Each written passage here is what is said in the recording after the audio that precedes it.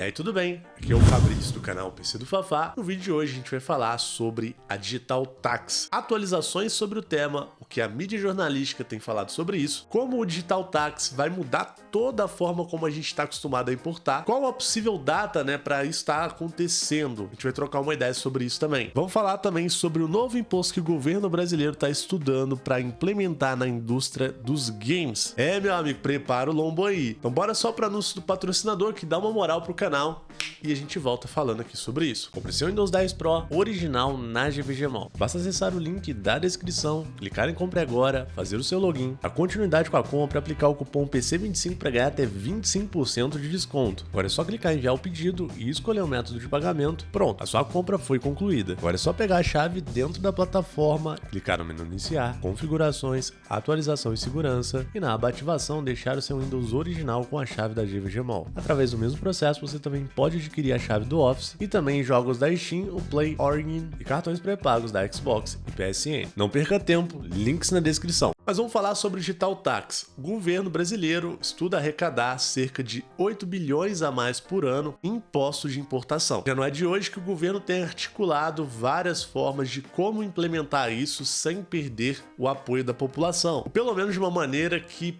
passe a ser mais branda. O ministro da Fazenda, Fernando Haddad, chegou a falar sobre a possibilidade de taxar produtos abaixo de $50, coisa que não foi muito bem aceita pela população, foi uma medida bem impopular. Daí, aconteceu uma reunião com ele, o Lula e outras pessoas que estavam envolvidas nesse caso, disseram que não iriam mais taxar os produtos da maneira que eles estavam falando. Logo após isso, o Haddad foi a público dizendo que iria seguir, o caminho de outros países desenvolvidos, implementando uma medida do qual é conhecida como Digital Tax. A Digital Tax, ou como a gente pode abrasileirar, chamar de taxa digital, uma taxa que você pagaria ali na fonte, no momento que você está comprando o seu produto eletrônico, ou seja lá o que for, lá do exterior. A ideia do ministro da Fazenda é fazer com que as empresas declarem esse valor para o governo, consequentemente essas empresas que pagariam a taxa. Isso seria uma medida administrativa no qual o governo chamou de plano de conformidade, que não alteraria a lei atual, porém seria uma evolução da maneira de fiscalizar. O ministro da Fazenda, o Haddad, ele chegou até mesmo a falar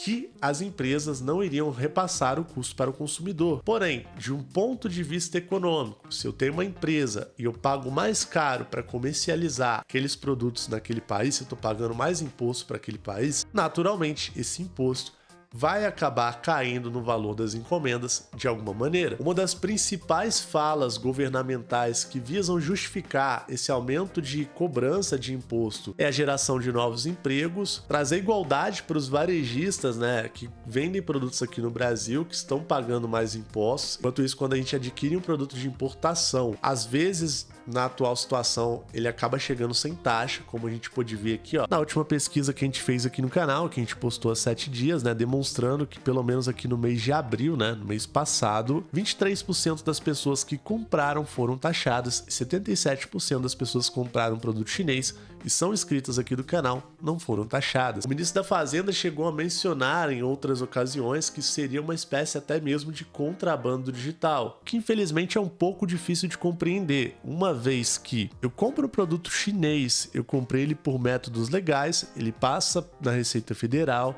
o fiscal pode analisar o produto e escolher se taxa ou não ele. Então nós temos uma série de argumentações que visam justificar essa questão aí, Você acredita que esses argumentos justificam essa taxa? Deixa aí no comentário que eu quero ler depois. Inclusive, na última entrevista que o ministro da Fazenda deu, ele chegou a falar que essa questão do Digital Tax já estava sendo articulada, inclusive já tinha fechado um acordo com a empresa chinesa, que seria a Shein, ou Shein, como algumas pessoas dizem, que é uma empresa muito popular no ramo de vendas de roupas, produtos de beleza, principalmente femininos, Segundo o ministro da Fazenda, essa empresa aderiu ao que eles chamam de plano de conformidade do governo e pretende nacionalizar cerca de 85% das vendas em até 4 anos. Como a própria matéria diz, nacionalizar significa que os produtos vão passar a ser feitos no Brasil. Como que a Shein deve fazer isso? basicamente terceirizando a produção de algumas roupas de lojas, né, de empresas, fábricas que já produzem roupa aqui no Brasil. Então, naturalmente, a gente já espera que 85% dos produtos comercializados aqui dentro, né, que naturalmente são produzidos aqui no Brasil, sejam um pouco mais caros. Afinal, o brasileiro paga imposto na matéria-prima, imposto de renda, tem imposto, né, para cada funcionário contratado por uma empresa, tem imposto da venda do produto. Não tem como a empresa brasileira simplesmente fazer um preço de chinês só porque tá comercializando ali o seu produto dentro da Shein, né? Aliás, Shein. Como o Haddad havia falado na sua última entrevista que as empresas não passariam o custo para o consumidor, né, o custo da nova taxa, ele foi questionado, inclusive, né, por repórteres ali naquele mesmo momento, e ele disse o seguinte, olha só, ele responsabilizou a própria Shein, né, que foi a primeira empresa que fechou acordo com ele, sobre esse compromisso. Olha só a fala dele, ó. Ministro, tem algum prazo para isso começar a valer e como garantir que realmente não vai ser repassado para o consumidor?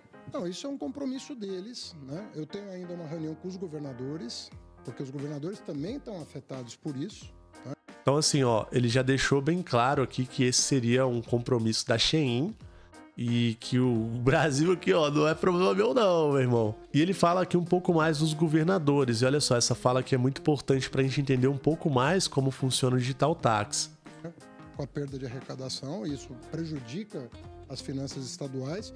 Então, não estou aqui defendendo só o interesse do governo federal, eu estou defendendo o interesse do Estado brasileiro. Ele fala, né, que os governadores também estão preocupados com a arrecadação estadual e que ele vai defender também o interesse do Estado brasileiro. Uma coisa que acontece também junto com o imposto de importação é o imposto estadual, que a gente chama de ICMS. Por exemplo, eu que moro aqui em Minas Gerais, além de pagar uma taxa sobre os produtos importados, eu também pago esse imposto aí de arrecadação estadual, que é sobre o valor do produto, mais o frete, enfim, né? Vale mencionar, né, que o ICMS varia de estado para estado e cada estado tem sua própria alíquota. Por exemplo, aqui na minha cidade, no meu estado, que é Minas Gerais, na verdade, é de em torno de 18%, há muito tempo já. Detalhe que até agora o que eu falei foram coisas que foram repassadas, principalmente aqui na entrevista do dia 20 de abril que o Haddad deu. Desde então, o que mudou, né? Quais as atualizações? Por exemplo, tem o título aqui de uma matéria que saiu no dia 10 de maio, falando que os compradores de sites internacionais vão ser informados do preço dos produtos com cobrança de imposto. Isso daqui é uma matéria falando sobre o Digital Tax do Haddad e como isso afeta o valor dos produtos. Bem diferente da primeira fala dele, né, que se o custo não seria repassado pelo consumidor, naturalmente não afetaria o valor dos produtos. Nessa nova matéria aqui do portal da G1, tá dizendo que segundo interlocutores do Ministério da Fazenda, não deram nome aos bois, mas a gente sabe que veio lá do Ministério da Fazenda, os compradores de produtos de sites internacionais vão ser informados no futuro dos preços totais dos produtos, já com a cobrança de imposto de importação de 60%. E era aqui que eu queria chegar. A atual legislação prevê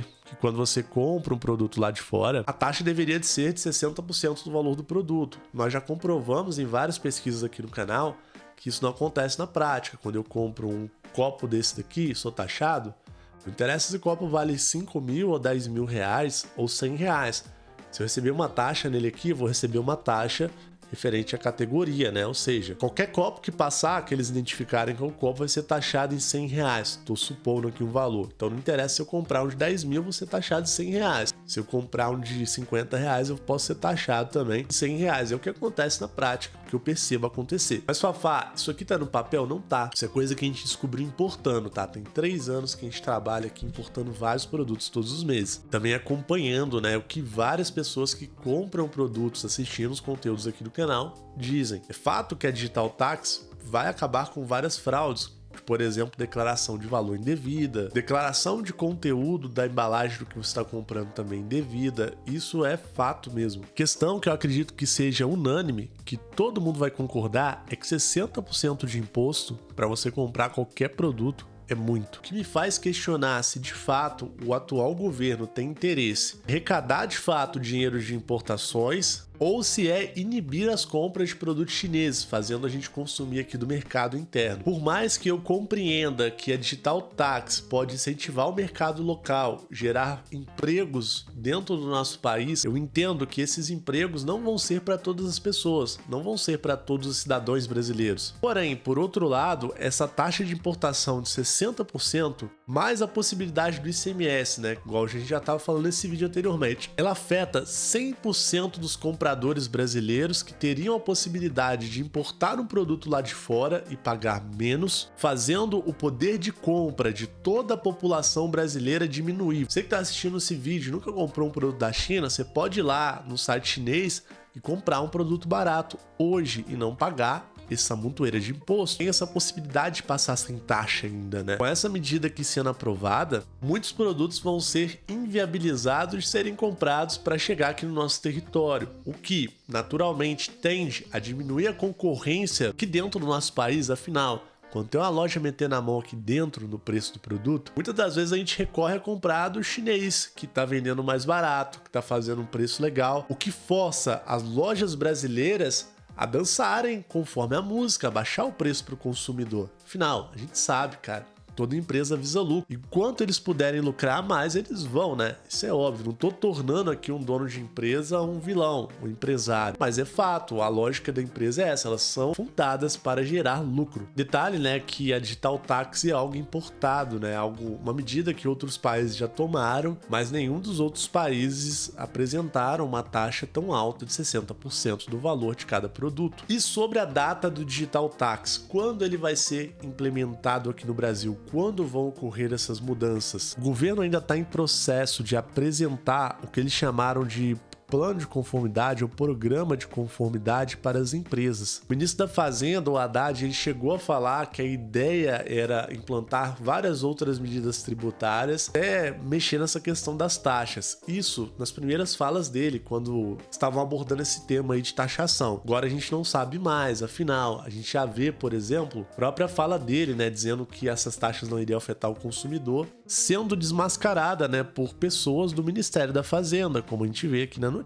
Conteúdos do YouTube, eu vi gente falando que essas taxas já eram para junho, julho, para uma data assim, mas realmente não tem data ainda prevista, não tem como a gente falar sobre isso. Então, se você viu alguém falando que vai ser em junho, julho, cara, não tem data divulgada, isso daí é conversa, tá? Por mais que esse plano do Digital Tax seja aprovado, ainda existe um período de carência até as plataformas de mídia digital, até as transportadoras se adaptarem a esse novo processo. Então a tendência é que não ocorra uma mudança assim da noite para o dia, a não ser que já aprovaram tudo por baixo dos panos, coisa que a gente sabe que também não é impossível. Mas e a notícia do imposto extra para a indústria de games? Fala dela aí, Fafá. Já não basta taxar os meus PCzinhos barato que eu compro da China, né? Tem que taxar os jogos também, né? Pra quê? Pra quê? Pro pobre não poder jogar videogame, pobre não pode ter PC, não pode, porque o imposto não deixa. Tem salário mínimo? Esqueça tudo, esqueça tudo. Você vai ver TV Globo dentro de casa, só TV Globo que vai pegar na sua casa e vai ter o mínimo de comida disponível. Quem sabe se você der sorte, você vai conseguir um Minha Taxa Minha Vida, né?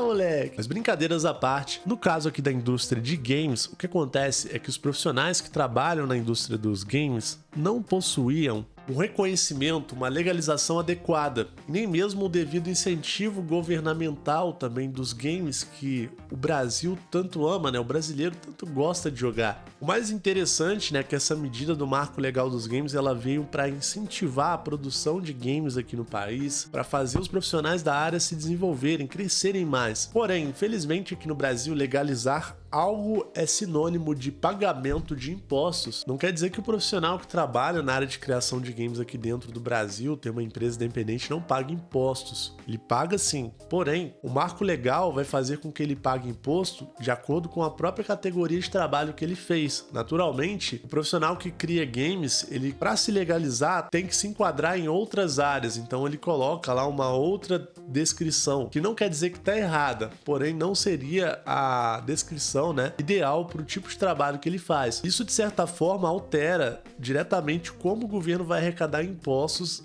em relação a esse profissional, uma vez que ele entende, poxa, não tem aqui, por exemplo, para eu cadastrar minha empresa, opção de criador de games, por exemplo, não tem essa opção aqui na hora que eu for cadastrar minha empresa. Então eu vou colocar aqui que eu sou um profissional do mercado digital, profissional do marketing digital. E cada categoria, né, de trabalho tem um tipo de imposto diferente. Naturalmente, né, quem tem uma profissão que não tá ali, né, bem definida dos órgãos governamentais, acaba escolhendo, né, alguma atividade trabalhista ali próxima, né, para declarar, paga menos imposto. Isso é um pouco óbvio, né? É inteligente fazer isso. A gente tem isso explícito aqui na própria matéria do canal Adrenaline, que inclusive saiu do Estadão também, né, falando sobre essa questão, né, das empresas do setor que pagam impostos como companhias de outros setores. Segundo o senador Irajara, do PSD, ó, a própria regulamentação já vai trazer mais movimentação à indústria e a projeção tanto do governo quanto do setor privado é de um crescimento vertiginoso da área após a criação de um marco legal. Porém, né, eles estão discutindo uma taxa aqui na Receita Federal, que seria uma contribuição extra, né,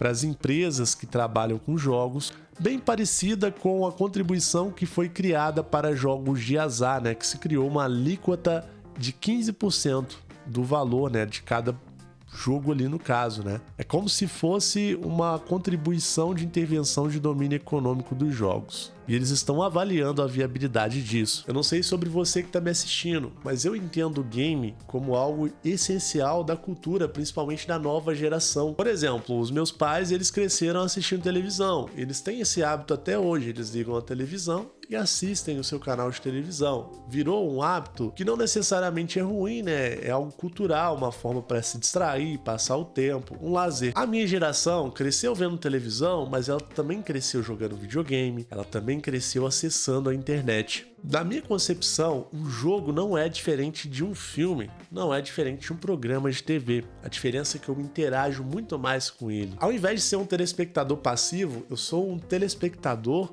mas eu também estou lá dentro, né? Eu estou participando daquilo. Isso é muito legal. Isso transcende, né, você simplesmente assistir aquele conteúdo. Nós vivemos num país que tem uma lei que visa, né, incentivar um mecanismo de incentivo à cultura. Tem até um programa nacional de apoio à cultura que é chamado PRONAC. Quando você vai no cinema e você tem a liberdade de pagar meia entrada, isso é porque o governo ele entende que o cinema é cultura e fazer isso é uma maneira de trazer cultura para a população, trazer acessibilidade à cultura. Mas infelizmente a gente não vê isso acontecendo com jogos, até porque também os principais governantes, né, os governantes mais influentes, eles já são de uma geração um pouco mais velha que não cresceu jogando videogame.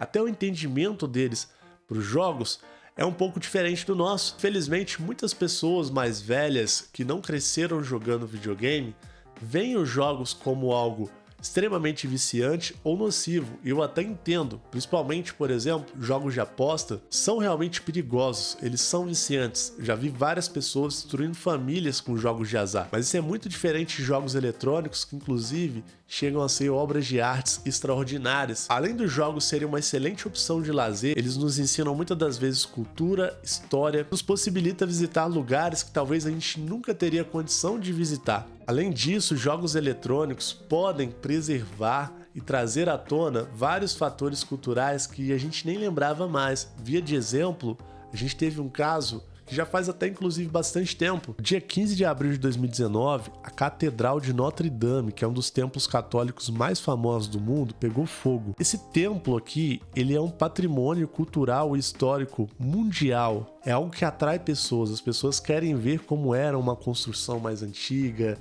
É um negócio muito bacana, né? Por incrível que se pareça, quando a catedral pegou fogo, a reprodução mais fiel que tinham da catedral era uma reprodução dentro do jogo Assassin's Creed Unity. A gente pode ver aqui até o vídeo do Baltar, ó, conhecendo a Catedral de Notre Dame, né? Cara, isso daqui é cultura, cara. Olha só, você às vezes nunca poderia entrar dentro da catedral, mas dentro do jogo você entra, dá um rolezinho lá e conhece, cara.